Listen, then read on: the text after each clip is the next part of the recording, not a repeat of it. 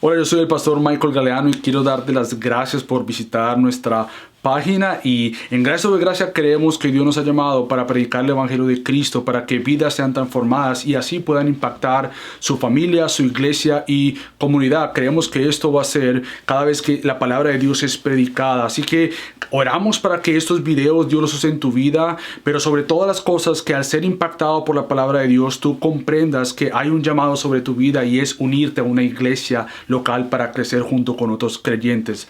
Así que si tú vives en el sur de la Florida y no asistes a una iglesia, queremos invitarte. Ven, únete a Gracia sobre Gracia para juntos crecer y ser más como Cristo. Y si no vives en el sur de la Florida, encuentra una iglesia donde la palabra de Dios sea predicada, porque es la única manera que seamos transformados. Así que gracias nuevamente por visitarnos y espero que Dios use este recurso en tu vida. Pueden tomar asiento, familia, y doy muchas gracias a Dios por estos hermanos que domingo tras domingo nos lideran. Hoy extrañando a Ani y a Oscar, pero damos gracias a Dios por cómo Él ha levantado a muchos de ustedes por tomar las responsabilidades y somos partes de que somos iglesia, y por lo tanto los dones y talentos que Dios te ha dado son precisamente porque somos iglesia, hacemos iglesia juntos. Así que es una gran bendición verlos domingo tras domingo sirviendo al Señor. Esta semana leí una historia que me conmovió mucho y se ve muy a la mano de lo que vamos a hablar hoy en el sermón, mientras que ya cerramos Miqueas. En el 2010 se pierde una ovejita llamada Sheila, como nuestra amada Sheila. Esta ovejita Sheila, y no es una historia inventada, es de la vida real, esta ovejita Sheila es una ovejita en Australia. Ella se pierde en el 2010 para ser después encontrada 6 años más adelante, en el 2016, por un señor llamado Peter Jones. Y Peter Jones es un señor que vive en el estado de Tasmania, en Australia.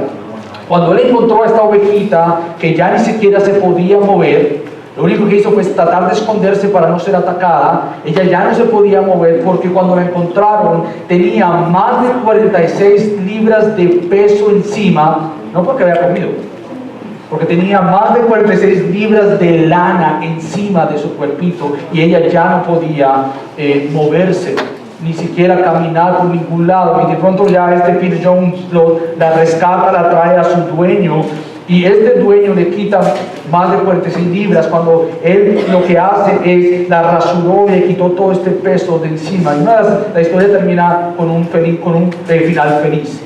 Después de que se le quitan ya estas 46 libras de peso de lana, ella vuelve a ser ella. Ella de alguna manera vuelve a poder caminar, a poderse desplegar, porque ya no tenía este peso de encima que no le permitía moverse. Ahora, cada uno de nosotros, como esta ovejita, sin Cristo estábamos perdidos. Cada uno de nosotros sin Cristo estábamos de alguna manera sin poder disfrutar la vida que Él ha creado, sin poder disfrutarle a Él, sin poder realmente deleitarnos en el gran pastor. Y la gran verdad bíblica es que como ovejas perdidas por el peso del pecado en nosotros, el gran pastor vino a rescatar a sus ovejas. El gran pastor vino y buscó a aquellos que estaban perdidos, aquellos que tenían este peso encima del pecado y sin disfrutar de él o disfrutar de lo que Él ha creado a tu alrededor, tu familia, tus amigos, lo que Él ha creado. Él vino y quitó este gran peso de nosotros, porque ahora por Él y por el gran pastor podemos disfrutar lo que Él ha creado, que es que Él nos ha dado vida juntamente con Cristo. Digo esto porque esta es la verdad en la cual nosotros nos sentamos, en la cual nos fundamentamos, que el gran pastor vino a buscar a sus ovejas, y no simplemente a buscarlas, pero a dar su vida por ellas. Esta es la verdad que distingue al cristianismo de cualquier otra religión o de cualquier otro grupo de creencias. No hay religión ni grupo de creencias que enseñe que el Dios dio la vida por aquellos que no le obedecían a Él. El Dios bíblico, lo que vemos es que el gran pastor lleno de gloria vino y descendió para buscar a personas llenas de peso, pero de peso del pecado, llenas de peso y apartadas de Él, corriendo y huyendo de Él. Y la Biblia dice, la historia del amor del gran pastor es que Él vino a rescatar y a buscar, porque con su sangre Él iba a comprar un pueblo para Dios. Por eso ahora decimos que el gran Dios, el gran pastor, por medio de Cristo, dio su vida para adoptarnos a Él y disfrutar de Él. Esto es único en cuanto al cristianismo. Él nos ha pastoreado y Él nos ha cuidado. Ahora, con eso en mente, hoy ya vamos a cerrar Miqueas. Quizás tú vienes y has estado viendo con nosotros ya por las últimas 12 semanas, ya hoy cerramos Miqueas. Y lo que quiero hacer es que al leer Miqueas capítulo 7, versículos del 8 al 20, yo no canto, o si no cantaría en este momento. Pero imagínate Miqueas, terminando Miqueas, estos versículos, con una nota alta, él cantando a su gran pastor. Yo creo que tú lo filtres por medio de música, aunque otra vez no canto, pero yo lo voy a leer y no simplemente escucha palabras. Escucha un cántico de Miqueas, que él está cantando a su gran pastor que ha rescatado a su pueblo. Así que fíjate lo que dice Miqueas en el capítulo 7, versículo del 8 en adelante. Miqueas se para y dice: no te alegres de mí, enemiga mía. Aunque caiga, me levantaré. Aunque more en tinieblas, el Señor es mi luz. De ahí que nuestro sermón, el título del sermón hoy es: el Señor es nuestra luz. Y dice Miqueas: el Señor es mi luz. La indignación del Señor soportaré, porque he pecado contra Él. Hasta que defienda mi causa y establezca mi derecho, Él me sacará a la luz y yo veré su justicia. Entonces mi enemiga lo verá y se cubrirá de vergüenza la que me decía. Imagínate esta voz del coro burlándose de Miqueas y de Israel: ¿dónde está el Señor tu Dios? Mis ojos la contemplarán, entonces será pisoteada como el lodo de las calles. Viene el día para la edificación de tus muros. Aquel día se extenderán tus límites. Viene el día cuando ellos vendrán hasta ti, desde Asiria y las ciudades de Egipto, desde Egipto hasta el río, de mar a mar y de monte a monte. Y la tierra será desolada a causa de sus habitantes por el fruto de sus obras. Pastorea a tu pueblo. Pastorea a tu pueblo con tu callado, el rebaño de tu heredad, que mora solo en el bosque, en medio de un campo fértil, que se apacienten en Basán y Calad, como en los días de antaño, como en los días de tu salida de la tierra de Egipto. Te mostraré milagros. Verán las naciones y se avergonzarán de todo su poderío. Se pondrán la mano sobre la boca, sus oídos se ensordecerán. Lamerán el polvo como la serpiente, como los reptiles de la tierra, saldrán temblando de sus fortalezas. Al Señor nuestro Dios vendrán amedrentados y temerán delante de ti. Y aquí lo que hace Miqueas es, si tú no has escuchado ya ese cántico desde ahora, estos próximos versículos es Miqueas cantando lo más alto, pero con una buena voz, no como una mía. Fíjate lo que dice en el versículo 18 en adelante: ¿qué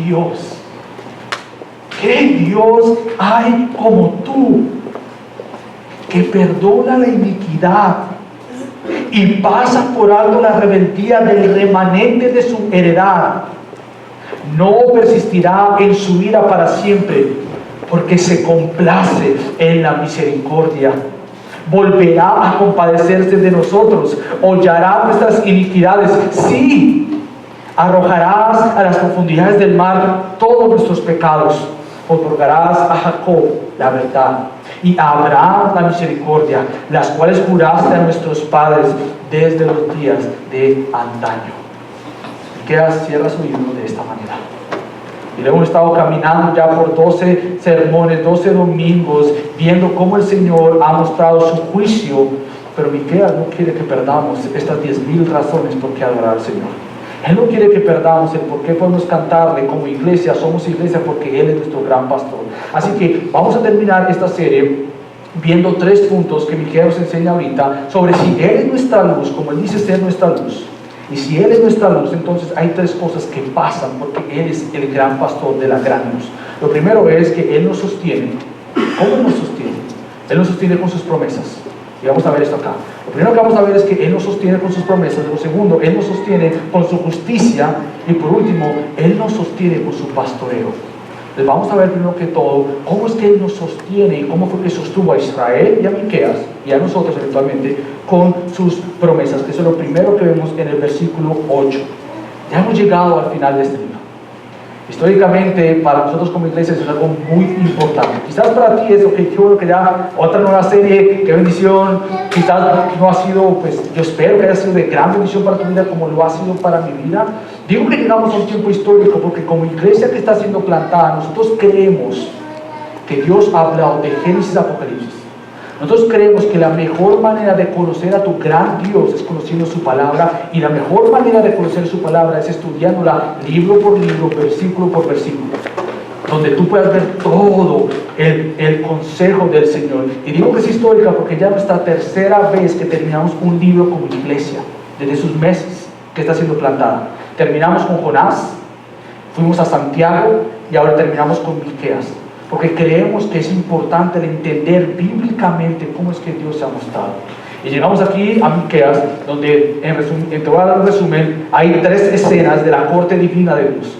En 3 escenas Dios estaba mostrando una y otra vez su justicia santa, pero hemos dicho que no filtres la justicia santa de Dios sin filtrarlo por medio del amor de Dios. Su justicia es siempre santa, y aquel que trae esta justicia es el mismo Dios que trae justicia, es el mismo Dios que rescata. Entonces nunca veas la mano de Dios trayendo justicia como para aplastar, más se trae justicia para levantar. Aquellos que son los hijos de Dios. Entonces fíltralo por este amor eterno del Dios eterno. Y qué mejor manera que terminar de alguna manera, si somos honestos, ya te lo he advertido varias veces, Miqueas tiene versículos difíciles. Tiene versículos que uno dice, mejor no los leamos, mejor no los estudiemos porque son fuertes. Pero qué mejor manera que terminar Miqueas con este cántico final, mostrándonos, Él nos sostiene. Mi oración es que al final de este servicio tú salgas de aquí sabiendo que si estás siendo sostenido, y espero que no sea por tu propia sabiduría o por tus propias fuerzas, que cuando lleguemos al fin de nosotros mismos digamos, yo no me sostengo a mí, yo no me puedo sostener. La vida es y empieza a ser disfrutada cuando llego al final de mi vida y digo, alguien más me tiene que sostener. Porque así como un bebé sabe que no puede sobrevivir solo, no sabe, no lo entiende, y tiene que depender de su papá, especialmente de su mamá, para sobrevivir. Yo espero que de aquí salgamos como Miqueas termina. Cierra su libro y dice, Él me sostiene. Él me está sosteniendo porque Él es el gran y soberano Dios. Y lo que me fascina de Miqueas en estos últimos versículos es como que, imagínatelo a Él cantando de alguna manera y Él mirando a sus enemigos. Específicamente el versículo 8 está hablando a esta enemiga. Él habla de que Israel está hablando a su enemiga, y precisamente yo creo que Miqueas está pensando primero que todo en Babilonia, porque van a venir a tomar a Israel, y está pensando también en Asiria, que va a venir a tomar a Israel, estas 2 grandes naciones que se levantan contra Israel. Pero también podríamos decir que Miqueas tiene en mente a otra nación pagana que está tratando de conquistarlos y vencerlos, y es Nínive. Interesantemente, Jonás, el libro antes de Miqueas, él no quiere ir a Nínive, no quiere ir. Esa gente pagana, yo ir allá a predicarles de Dios sabiendo que tú los vas a perdonar. No. El profeta desobediente porque sabía que había un Dios glorioso que iba a perdonar. Pero Miqueas le sigue, y sin embargo, él viendo a las mismas naciones que iban a venir contra ella, él se para y le dice, como mirándolos hacia el frente, en la cara, ojos con ojos, y le dice, mira, no te ríes de mucho, no te ríes de mucho. O podríamos decir que le dice Miqueas a estas naciones, mira, el que ríe de últimas, ríe mejor. O podríamos decir que Miqueas está mirando a estas naciones y le está diciendo, ¿sabes qué? Espérate, vas a ver que mi Señor no me va a dejar en esta. Búrlate, ríete, pregúntame, ¿dónde es que está tu Señor? Pero Miqueas sabía, y él le decía en el versículo 8, no te alegres de mí, enemiga mía, aunque yo caiga, me levantaré. Él está hablando de parte de Israel. Miqueas representa a Israel, y él sabía y él conocía que Dios no iba a dejar a su pueblo solo. Él tenía razones suficientes como para confiar que las consecuencias no tienen la palabra final para el pueblo de Dios. Quien tiene la palabra final es que Dios aún usa nuestros pecados y maldades para formarnos conforme a Cristo. Ahora, yo quiero que vayas conmigo brevemente a Miqueas, al capítulo 5, para que tú entiendas que Miqueas nos ha dejado una y otra vez razones suficientes como para creer que Dios no abandonaría a su pueblo. Dios no abandonaría a su pueblo, Él sostendría siempre a su pueblo, Él va a sostener siempre a su pueblo. En el capítulo 5, el versículo 2, Él hace esta profecía maravillosa que todos conocemos. Y Él dice en el capítulo 5, versículo 2, pero tú, Belén, Efrata, aunque eres pequeña entre las familias de Judá, de ti me saldrá el que ha de ser gobernante en Israel, y sus orígenes son desde tiempos antiguos, desde los días de la eternidad. Miqueas ya le había hablado al pueblo de Dios. Dios no ha terminado con nosotros. Vendrá uno, que por eso es que Dios guarda a su pueblo. Vendrá uno. Y como vimos cuando estábamos viendo este capítulo, Cristo es el cumplimiento de esta profecía. Él nace en Belén. El gobierno del mundo recae sobre sus hombros, porque Él no es creado, Él es el creador. Él no tiene comienzo ni fin. Él siempre ha existido con el Padre eternamente. Por eso es que Miqueas dice, sus días son desde la antigüedad. Lo vemos en el versículo 4 de Miqueas 5, donde dice, Él se afirmará. Escucha estas palabras. Y pastoreará a su rebaño con el poder del Señor, con la majestad del nombre del Señor su Dios, y permanecerán, porque en aquel tiempo Él será engrandecido hasta los confines de la tierra.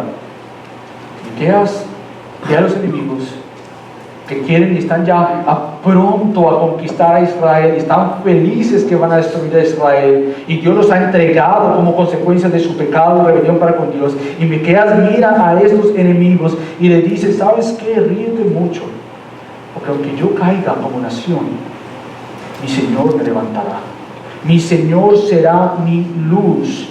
Ahora, para Miqueas decir tal cosa una y otra vez, él tenía que conocer a su Dios. Tú no puedes decir cosas de estas si tú no conoces a Dios.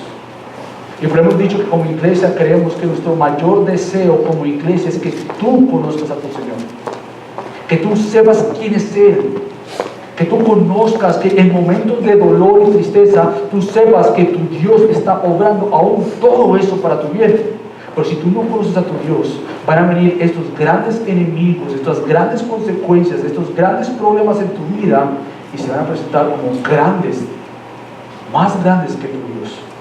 Pero bíblicamente Miqueas sabía muy bien que su Dios era mucho más grande que estas consecuencias que vendrían por el pecado del pueblo. Es como, yo recuerdo estando en Colombia, y cuando mis amigos o algunos conocidos, niños de la clase o niños del barrio venían a mí a pegarme o algo así, algunos sí me ganaban, me pegaban y todo esto, yo salía llorando y me acuerdo mirándolos diciéndoles, sí, espérenme, ya voy a traer a mis amigos, van a ver, espérenme. Y yo salía corriendo como un niño llorando, y llegaban mis amigos que eran más grandes, más fuertes, y los traía.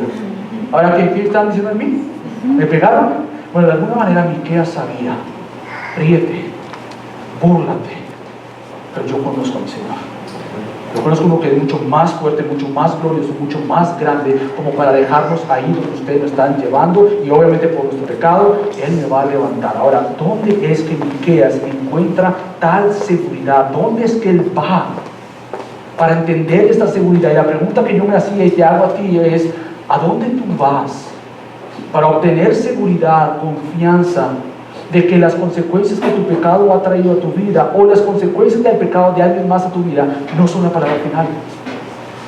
¿Cómo cuando tú te ves tentado y caes y luchas con consecuencias o con el pecado de alguien más, cómo tú levantas tu cabeza? Yo no creo que un simple, todo va a estar mejor, sirva.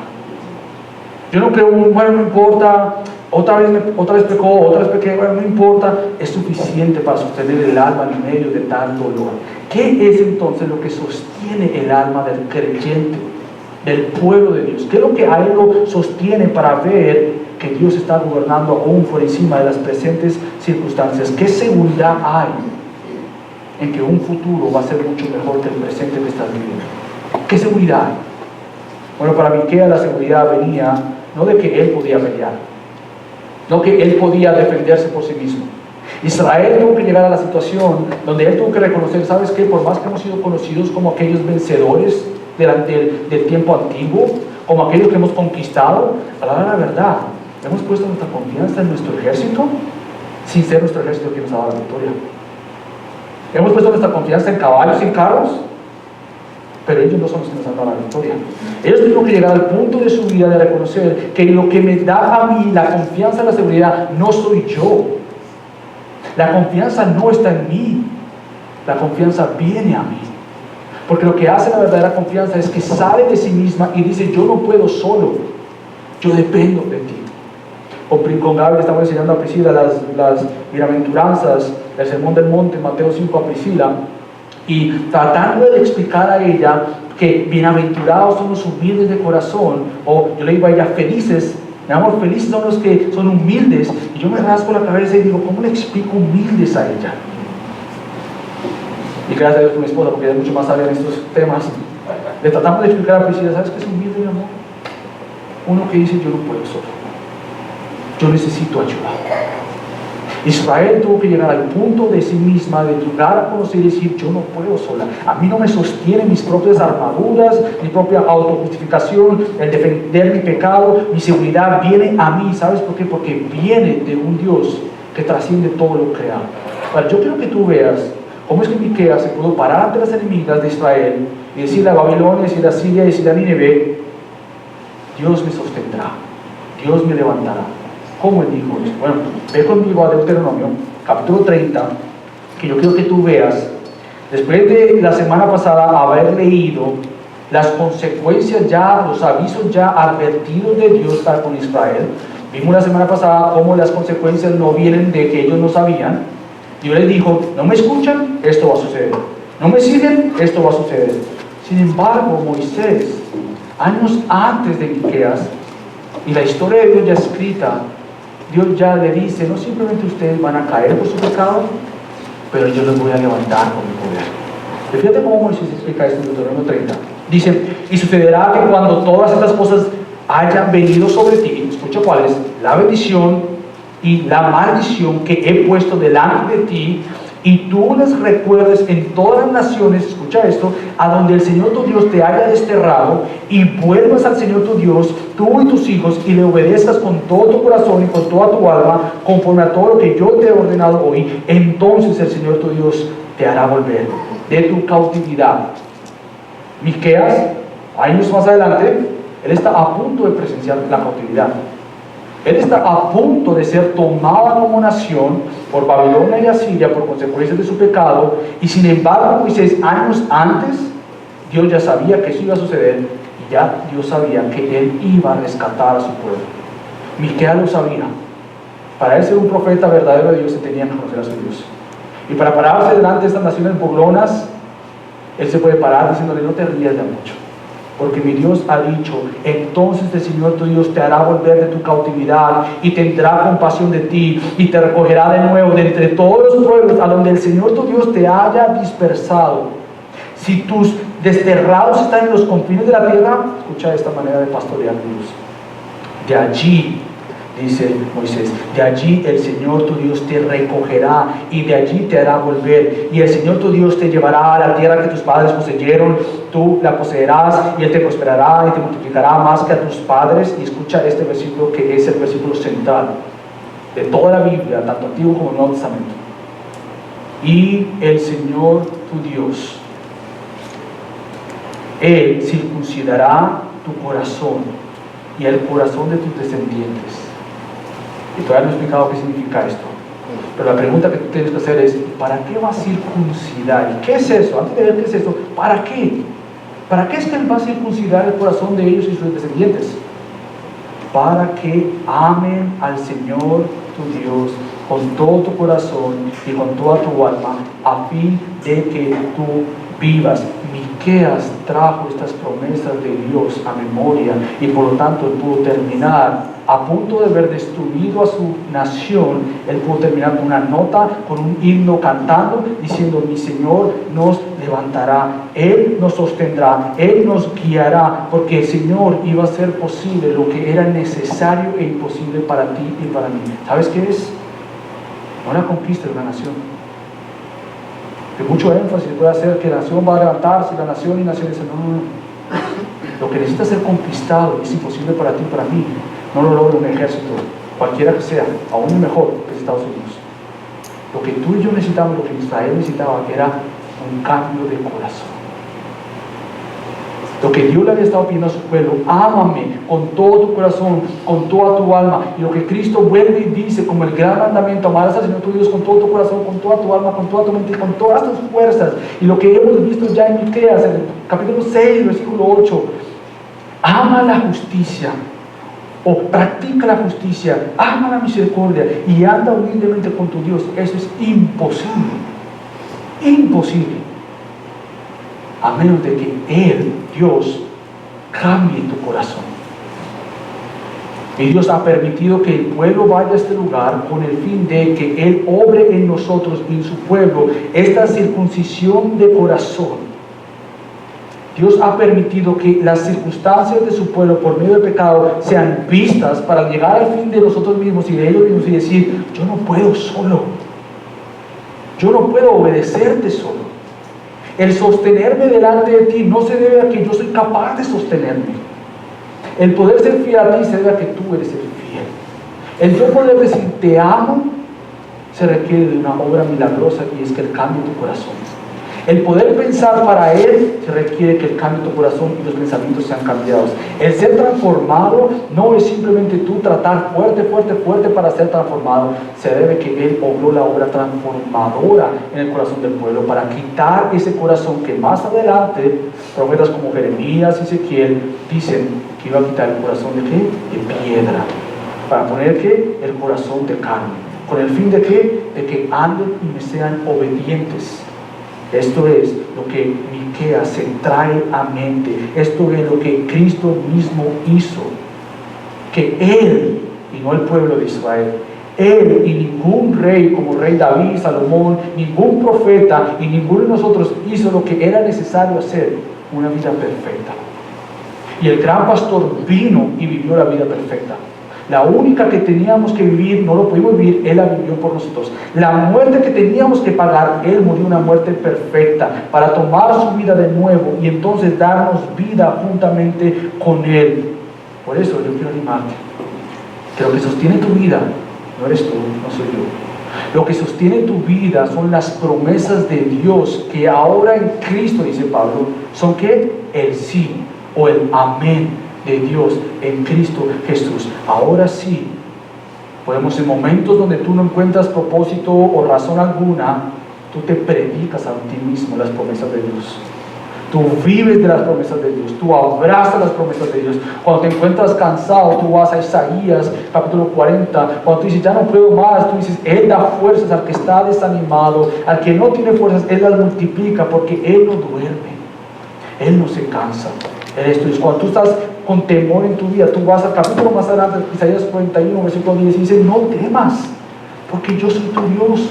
No te desanimes, porque yo estoy contigo. Son promesas que ahora son una verdad, no por tu obediencia, no porque somos muy buenos, no porque somos muy fieles y nos sostenemos, no. El creyente sabe que todo lo ha dejado en manos de Dios, porque la verdad, tú estás en la mano de Dios. El creyente no dice todo lo tengo que controlar, todo lo tengo que entender, todo lo tengo que saber. No, el creyente dice: hay un Dios y no soy yo. Hay un Dios que yo puedo venir con mis preguntas, pero hay un Dios que lo sabe todo. Por lo tanto, mi confianza para con Dios está en que Él es quien gobierna todo para mí. Ahora, ¿de qué sirve vivir las promesas de Dios? Sirve nuevamente para vivir vidas transformadas, para vivir vidas diferentes, para cuando tú te veas rodeado nuevamente con ese mismo patrón de pecado, que todos aquí luchamos con diferentes pecados. Quizás para ti el patrón es este pecado de la ira, de la impaciencia, de la ansiedad, del desánimo. Quizás tienes poco deseo por Dios, quizás hay una falta de amor por tu esposa, por tu esposo, aún por tus hijos. Quizás hay impaciencia en ti cuando tus hijos no hacen lo que tú estás esperando de ellos y se levanta esta impaciencia para con tus hijos. ¿Qué hacemos? No, esperemos a sentirnos mejor. No, esperemos a que solo nosotros lo podemos lograr. Yo recuerdo cuando años antes iba en el cristianismo, y recuerdo querer cambiar, y recuerdo lo único que me decían era: no ten fe, tú lo puedes hacer, tú lo puedes hacer. Yo me acuerdo ir a mi casa y tratar de vencer el pecado por mi propia cuenta y decir: sí, yo lo puedo, hasta que tuve que llegar al punto bíblico de entender: tú no puedes. Entonces, ¿qué hago? ¿Me convierto en un cristiano pasivo donde peque y peque y peque porque yo no puedo? No. Ahora Dios te ha dado vida en Cristo, para que entonces con sus promesas tú y yo vayamos a la Biblia y encontremos que la victoria la da Cristo en su palabra. Que cuando nos sintamos desanimados vayamos a la palabra y digamos: tú dame el gozo de mi salvación, tú ven y obra en mí el apetito que yo ahorita no tengo por ti, ven y Señor dame fuerza, dame victoria sobre esta área pecaminosa, Señor, calma mi alma, trae gozo a mi corazón. Pero tú tienes que recordar, yo tengo que recordar que todo esto no viene por nuestra propia justicia. Todo esto no viene porque tú y yo hemos dominado ciertas áreas de pecado y por tanto estamos bien delante de Dios. Nosotros venimos a abrazarnos de las promesas de Dios o aferrarnos a las promesas de Dios porque han sido dadas a nosotros por la justicia de alguien más. Y esta es la justicia de Cristo. Esta es la promesa en que yo lucho, no mis fuerzas. Yo lucho en las fuerzas que Dios me provee, que Dios me da, con el fin de que cuando el que hable como el que trabaje, dice 1 Pedro, lo haga conforme las palabras de Dios, conforme las fuerzas de Dios. ¿Para qué? Para que en todo Dios sea glorificado. Cuando tú ves victoria del pecado, tú no dices: qué buen cristiano soy yo, lo logré. No, tú dices: gracias, Señor. Y cuando tú ves áreas que tú estás luchando, tú no dices: ya para qué, si sigo luchando por este pecado, yo al final ya me voy de aquí.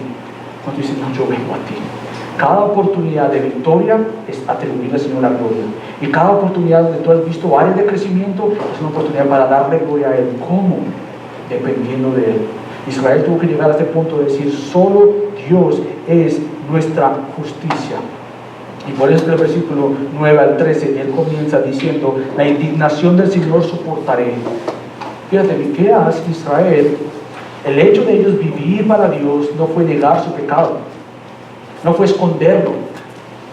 Dios no lo esconde y el creyente no lo puede esconder. El creyente lo confiesa. Por eso que 1 Juan dice que si confesamos nuestros pecados, Él es fiel y justo para perdonarlos. Y esto no es para solamente para un no creyente. Eso es para el creyente. Para aquel que ya ha creído en Cristo y lucha con su pecado, Él confiesa este pecado. Bueno, Miqueas dice: yo voy a soportar la indignación del Señor porque he pecado contra Él. Otra vez, el disfrute de la vida cristiana se empieza cuando tú llegas al fin de ti, al fin de autojustificarte, al fin de pretender que Dios no ve ese pecado que tú y yo luchamos, al fin de decir: no, Dios, pero mira esto, yo sí he hecho todo esto bueno. Y Dios de alguna manera dice: bueno, ese malo no es tan malo. No, el creyente sabe que puede venir ante alguien que ya pagó por sus pecados, ya dio su vida. Y Miqueas dice: la justicia del Señor yo la veré. Ahora, ¿qué justicia está hablando Miqueas acá? Para Miqueas y para Israel la justicia prometida era la conquista de sus enemigos. Israel se levanta y Miqueas se levanta contra los pueblos de Asiria y Babilonia y dice: yo voy a ver la justicia de Dios, voy a verla y voy a ver a mis enemigos derrotados, voy a ver a estas naciones viniendo y humillándose delante del Señor porque ellos han ofendido al Señor. Sin embargo, pues lo vamos a ver más adelante, la justificación más necesaria no era que el Señor se levantara contra las naciones de Israel. La justificación más necesaria era el perdón de pecados. Eso es lo que vamos a ver más adelante y con esas notas que Miqueas termina. Él perdona el pecado. Él va a perdonar el pecado. Israel sabía que Dios no los iba a dejar en su santa vida. Que Dios, por más que tenía que castigar el pecado y tenía que obrar en su justicia, Él no iba a dejar a su rebaño en medio de la ira, porque como vimos promesas como Deuteronomio 36, Él iba a guardar a su rebaño, Él iba a cuidar a su pueblo de Dios. Por eso es que Miqueas dice: Él va a ser mi defensor, Él va a establecer mi derecho. Él pensaba que el Señor iba a traer rescate de estas naciones paganas como Babilonia y Asiria. Él sabía que Él iba a rescatar a su pueblo. Por eso es que Él termina diciendo que aunque estemos por lo menos en tinieblas por consecuencias de nuestro pecado, Él es mi luz y Él me sacará a la luz y yo veré su justicia. Ellos sabían que iba a venir una victoria temporal. Una victoria temporal de sus enemigos presentes como Babilonia y Asiria. Ellos sabían que aquellos que se burlaban de Israel, por consecuencia del pecado de Israel, ellos mismos iban a ser avergonzados por Dios. Entonces, de alguna manera, como Apocalipsis termina, y hay este cántico en Apocalipsis diciendo: ¿hasta cuándo tú vengarás la sangre de tus hijos? Aunque va a venir un día final para el sufrimiento, donde el sufrimiento nuestro por causa de otros, la persecución para los creyentes, los mártires que han sido y dan sus vidas actualmente por Cristo, va a haber un día donde esa sangre va a ser vengada. Pero hay una liberación más importante que esa, que para Miqueas, Israel y para nosotros es necesaria, y era que Dios viniera a perdonar nuestra propia maldad. Ahora, ¿cuándo fue que Israel, en el tiempo de Miqueas, experimentó la restauración de sus paredes? Porque viene Miqueas y dice en el versículo 11: viene el día para la edificación de tus muros. Él está hablando de alguna manera un tiempo futuro. ¿Cuándo es que esto iba a ser posible? Si Dios ha prometido vengar aquella injusticia de los pueblos alrededor para con Israel, ¿cuándo es esto posible? ¿Será que es una realidad futura o será que ya pasó? ¿Cuándo es que Miqueas está hablando que va a venir este día para la edificación de los muros de Israel? Bueno, nosotros vemos tanto en Nehemías como en Esdras una idea de que los muros ya fueron restaurados. Yo no sé si tú sepas la historia, pero cuando aún estando en cautiverio, hay dos personajes que salen y sobresalen la historia de Dios cuando eres en el Antiguo Testamento. Está Esdras y está Nehemías. Y Esdras es conocido como un hombre que se dedicó su corazón a estudiar la ley del Señor y practicarla y a enseñar sus estatutos y las enseñanzas de Israel. Este es Esdras. Pero también vemos que hay otro personaje llamado Nehemías. ¿Y cuándo es que Miqueas dice que esto iba a ser posible? Bueno, estamos tratando de regresar donde está Esdras y Nehemías, donde Nehemías, quien era el copero del rey en aquel entonces, viene este anuncio a sus oídos que algunos han escapado y algunos han sobrevivido el cautiverio. Y cuando Nehemías ve eso, dice que él llora y él clama a Dios y él dice: perdona el pecado de tu pueblo. Y entonces Esdras y Nehemías comienzan esta gran labor de construir de nuevo las murallas que habían sido derrotadas. Entonces lo que Miqueas prometió fue cumplido en el tiempo de Nehemías y en el tiempo de Esdras. Por ejemplo, yo quiero que vayas conmigo ahora a Nehemías. Está atrás, porque aunque está atrás, nuestra Biblia no está en orden cronológico, pero mira lo que está aparte atrás en Nehemías capítulo 6, versículos del 15 al 16. Entonces, estamos tratando de, si fuimos atrás a Moisés, estamos en Miqueas, ahora estamos yendo hacia adelante. Estamos yendo hacia el futuro de Miqueas, por decirlo así. Fíjate lo que dice Nehemías, capítulo 6, versículos del 16, del 15 al 16. Dice: la muralla fue terminada el 25 del mes de Elul, en 52 días. Y aconteció que cuando se enteraron todos nuestros enemigos, escucha Miqueas está diciendo: no te rías de mucho, el que ríe de última ríe mejor. Tú vendrás avergonzado delante de mi Señor, porque mi Señor no nos va a dejar acá. Él está en camino a cautiverio. En cautiverio salen dos personajes, Esdras y Nehemías. Y Nehemías dice: terminaron la obra, las murallas fueron reconstruidas. Y dice: y aconteció que cuando se enteraron todos nuestros enemigos y lo vieron todas las naciones que estaban alrededor nuestro, desfalleció su ánimo, porque reconocieron que esta obra había sido hecha con la ayuda de nuestro Dios. Esta obra temporal de las paredes de Israel era algo glorioso, sí, pero no final. Esto tan solo era la prueba de lo que el verdadero templo iba a venir a ser. El verdadero templo, el verdadero siervo de Dios, el verdadero hijo de Dios. Que Israel falló como hijo, iba a venir uno que no iba a fallar como hijo.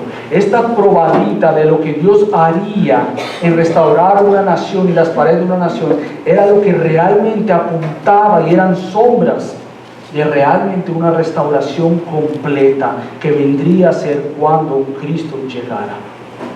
Para tratar de ayudarte a entender esto, yo creo que tú escuches cómo es que Juan presenta a Jesucristo. Cuando bien dice que el verbo se hizo carne y habitó entre nosotros, ¿sabes cómo él describe el verbo? Si Miqueas dice: el Señor es mi luz Pero Juan en capítulo 1 dice que en él estaba la vida. Escucha esto. Y la vida era la luz de los hombres, y la luz brilla en las tinieblas. Miqueas dice, el Señor es mi luz.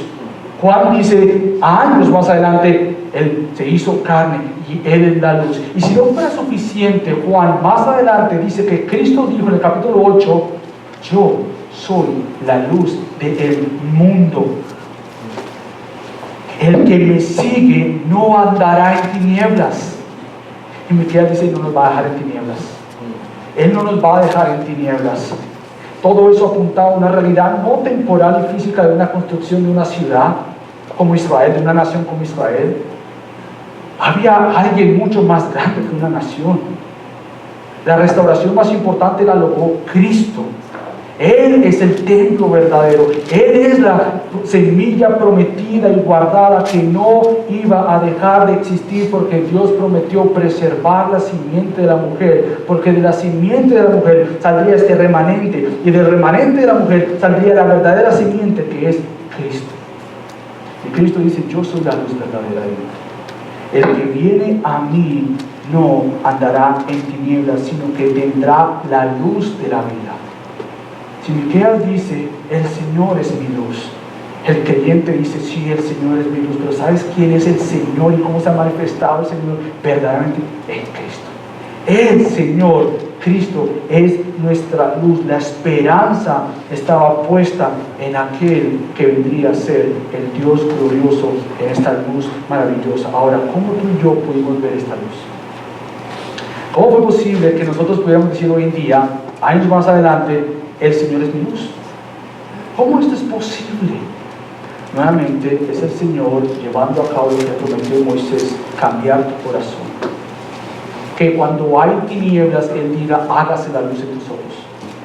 Cada creyente que puede ver la gloria de Cristo, ver la belleza de Cristo, puede decir, yo te amo, Cristo. ¿Sabes cómo ocurrió eso? Fue como que si estuviera todo apagado y de repente Cristo prende la luz. Dice, aquí estoy yo soy la luz del mundo. Y precisamente así es como lo describe el apóstol Pablo en 2 Corintios capítulo 4 versículo 6, cuando dice, pues Dios que dijo, de las tinieblas resplandeciera la luz, hablando de Génesis, es el que ha resplandecido en nuestros corazones. Él dijo, hágase la luz en tu corazón. ¿Y para qué? ¿Para qué fue que Él prendió la luz? Para la iluminación del conocimiento de la gloria de Dios en la faz de Cristo. Él, que es la luz, te mostró la luz. Él, que es la luz, dijo, mírenme a mí, yo soy aquel que he venido como el único y el gran pastor de tu vida. Él es el gran pastor de la vida, y por lo tanto podemos ser cuidados y pastoreados por Él. Si ya Miqueas empieza a decir, vamos a ver la obra de Dios, Él va a venir. Ahora, en los próximos versículos, Él comienza el versículo 14 con pastorea a tu pueblo. Hemos sido sostenidos por sus promesas, y somos sostenidos por sus promesas. Somos sostenidos por su justicia. Y ahora el creyente disfruta que estamos siendo pastoreados continuamente por el gran pastor de las ovejas, que es Cristo Jesús. Y en estos versículos tenemos por lo menos tres maneras, tres acciones de qué significa que Cristo pastoree tu corazón. ¿Qué significa que el gran pastor pastoree tu corazón? Bueno, primero que todo, hay un continuo cuidado de Dios. Lo que hace aquí Miqueas es recordarle al Señor y a su pueblo, pastorea tu rebaño como en los tiempos de antaño. Es decir, recuérdate Dios, aunque Dios nunca se olvida. Es una manera como retórica o manera de hablar, de decir, Señor, recuérdate. Y el Señor dice, no me recuerdo, obviamente. Pero más bien una manera de nosotros decir, Señor, recuérdame a mí, por favor. El Señor no abandonaría a su pueblo. Ellos se recuerdan, así como tú obraste en Egipto, el gran momento salvífico del Antiguo Testamento, así como tú obraste, pastorea a tu pueblo. Entonces significa que estar bajo el cuidado y pastoreo del Señor significa que estamos siendo cuidados continuamente, porque Él nunca abandonará a su rebaño. Quizás hay días que tú te sientes abandonado de parte de Dios. Yo creo que tú te recuerdes, nunca es verdad. Satanás lo va a hacer que para ti sea verdad, o te lo haga creer como que si Él te abandonó. Pero para el creyente nunca será abandonado, nunca. Nunca vas a ser abandonado, por más que tú has visto que hay áreas en tu vida que luchas y pareces no vencer, y tú te sientes que Dios dijo ya, solito ahí estás. Te recuerdas promesas como Juan 10, donde dice: en la mano de mi Padre están, y en mi mano están, y nadie las podrá arrebatar de ella. Tú te recuerdas las promesas como Romanos 8: no hay nada ni nadie que me podrá separar del amor que es de Dios o que es mío en Cristo Jesús. Nada me va a separar de su mano, absolutamente nada, ni aún mis dudas, ni aún mis preguntas van a separarme de que hay uno que está pastoreándome continuamente. Y aunque venga esta opresión de Asiria y Babilonia y posiblemente Nínive, Miqueas le recuerda al pueblo: recuerden a su Dios. Él no es como nosotros, como para mentir y olvidar sus promesas. Recuerden que Él es un Dios de pactos. El infiel aquí en la corte divina no ha sido el Señor. El infiel aquí en la corte divina hemos sido nosotros. Y por lo tanto, para Miqueas el final es: levanta tu mirada, mírale al fiel. Y no simplemente para ser cuidados continuamente, pero también significa que al ser pastoreados por el gran pastor es vivir la misericordia de Dios diariamente. A Priscila de nuevo le estamos enseñando las bienaventuranzas y llegamos a una donde dice: bienaventurados los misericordiosos. Y yo, ¿cómo le explico a Priscila esto? Porque los términos yo los conozco aquí, pero ¿cómo yo los bajo un corazón de una niña de 4 años? Y obviamente con Gaby, gracias a Dios por mi esposa que me ayuda tanto en estos términos, explicamos: mi amor, misericordioso esa es mi manera de explicarlo, aunque Gaby lo ayuda mejor, es Dios no darnos lo que nosotros merecemos. Gaby le explica: es como que si alguien se porta mal contigo y tú no le das de lo que ella quisiera, lo que tú quisieras hacer. Gaby ya Priscila, entonces creo que entendió. Mi parte le ayudó aquí arriba, pero Gaby ya llegó al corazón de Priscila. De alguna manera, vivir bajo el pastoreo de Dios significa que continuamente hay algo que te abraza a ti, y es la misericordia de Dios. Continuamente tú puedes recordarte: yo no merezco esto, yo merezco que tú hayas derramado toda tu ira sobre mí, pero la derramaste sobre el Hijo por mí. Yo no merezco una relación contigo, el que yo te conozca y sea conocido por ti, y tú me conoces a mí. Yo no merezco abrir tu palabra y decir: este es mi Señor. Yo no merezco esto. Yo no merezco saber que mi eternidad está segura con el eterno Dios y mi presente controlado por el eterno Dios. Yo no merezco esto. Para ser pastoreados por el gran Señor de misericordia, ser recordados que día a día vivimos siendo perdonados por Él, por el gran perdón que Cristo ofreció en la cruz. Tu perdón hoy lo garantiza que la obra de Cristo hace 2000 años atrás fue suficiente para perdonar tus pecados de hoy. Tú ahora, cuando pecas, no dices: ¿cómo yo hago para mejorar este asunto? Tú regresas atrás y decir: la sangre de Cristo pagó por mis pecados. Por lo tanto, en vez de vivir vidas pasivas y de no importa, la sangre de Cristo me perdonó. ¿Cómo yo soy más para Él? Por eso es que Miqueas se hace esta pregunta: ¿qué Dios hay conmigo? Todas las religiones te ofrecen y te enseñan que para tú tener una relación con ese Dios, tú tienes que hacer algo para ese Dios. Tú tienes que ir, si sea a una parte del mundo una vez al año, por lo menos, para estar ahí. Tienes que hacer una peregrinación a un lugar. Tienes que quizás vaciarte de ti misma, de ti mismo, para poder lograr un éxtasis y un punto donde tú ya no encuentres y te encuentres vacío de ti mismo. Tú tienes que obrar, caminar horas con algo encima para poder mostrar a este Dios que tú estás haciendo algo para con Él. El cristianismo enseña, el cristianismo bíblico enseña: Él lo hizo por ti. Él dio su vida por ti. Por eso es que Miqueas dice: ¿quién Dios hay como tú? Y la respuesta nuestra es decir: nadie. Que perdona la iniquidad. Que perdona la iniquidad. Por eso es que el creyente puede decir confiadamente, como el profeta Jeremías lo hace en el capítulo de Lamentaciones, capítulo 3: las misericordias del Señor jamás terminan, pues nunca fallan sus bondades. Escucha esto: son nuevas cada mañana. Grande es tu fidelidad. creyente vive bajo esta misericordia del Señor. Y por último, el ser pastoreados por el gran pastor significa que todo nuestro pecado fue aplastado y llevado a las profundidades del mar. Miqueas dice en el versículo 20, en el 19, volverá a compadecerse de nosotros, hollará, que significa aplastar. Él va a aplastar nuestras iniquidades. Sí, las arrojarás a las profundidades del mar. Ahora la pregunta es, ¿cómo es que Él pisoteó tus pecados? ¿Cómo es que Él llevó al fondo del mar tus pecados y mis pecados? ¿Sabes cómo lo hizo? Pisoteando a su Hijo, aplastando a su Hijo. Pero quizás para ti ese término es un poco fuerte. Y yo digo, ¿cómo así?